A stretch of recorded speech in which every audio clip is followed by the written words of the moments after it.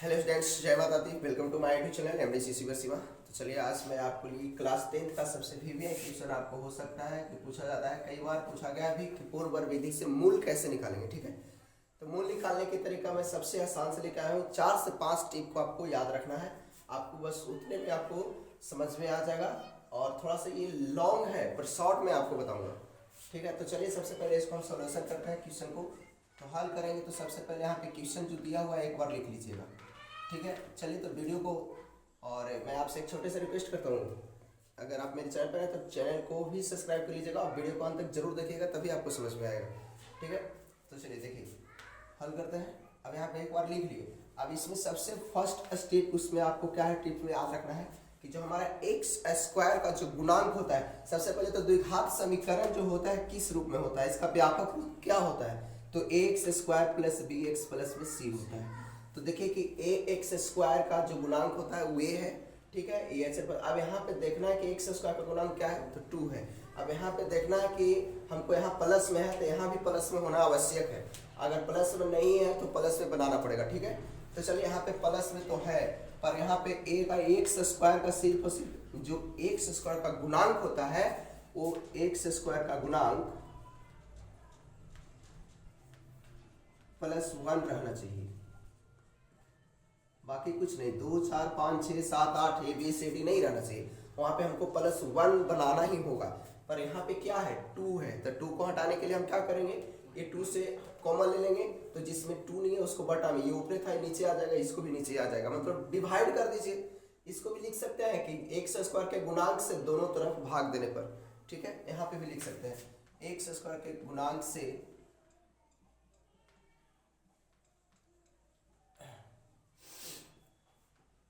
दोनों तरफ भाग करने पर, है ना, तो क्या हो जाएगा, जब दोनों तरफ भाग कीजिएगा यानी 2x² plus x/2 minus 6/2 equal to 0/2। ठीक है, अब यहाँ पे देखिए 0/2 हो गया, तो यहाँ से 2 से 2 कट गया, पर ये भी कट सकता है, यहाँ पे 3 बचेगा, ये तो 0 हो जाएगा, पर इसमें तो नहीं होगा। ये हो जाएगा आपको x² प्लस में x/2 और फिर माइनस में 3 बचेगा, 2 3 6 हो जाएगा, बराबर में 0। ठीक है, अब यहाँ तक हम करते आ गए, एक स्टेप कर दे। अब दूसरे स्टेप में हमको क्या करना है, अब यहाँ से देखिए, यहाँ पे स्टेप जो हम बोले थे कि +1 रहना चाहिए, तो एक्स स्क्वायर का गुणांक +1 है यहाँ पे, है ना।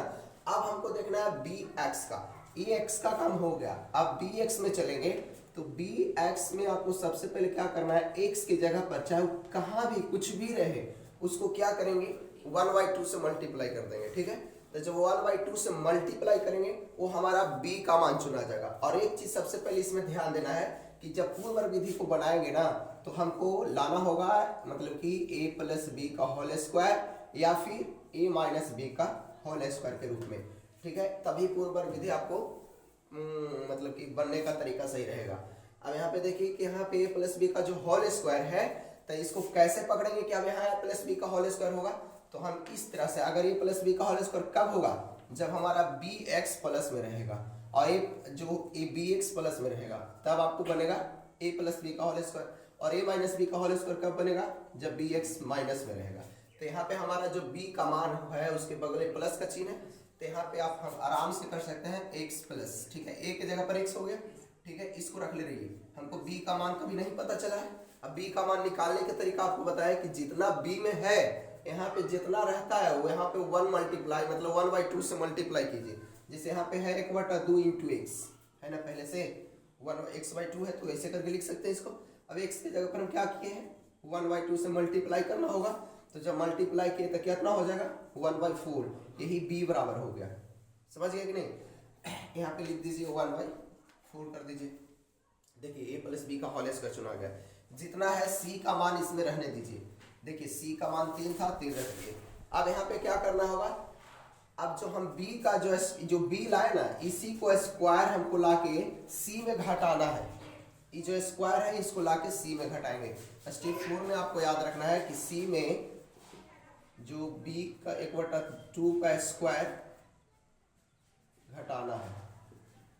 जैसे b का स्क्वायर कितना हो जाएगा, जितना, जैसे b का मान जैसे यहाँ पे 1/2 पहले से था, x की जगह पर 1/2 रखे थे, 1/4 हमको आ गया, उसको स्क्वायर लाके c में घटाएंगे तो 1 कितना हो जाएगा 16 हो जाएगा। जब यहाँ 1/4 b का मान हुआ उसको स्क्वायर ला के घटाएंगे तो 1/16 बराबर में 0 लेते चलिए, कोई दिक्कत नहीं। इसको एलसीएम ले कर दीजिए, ठीक है।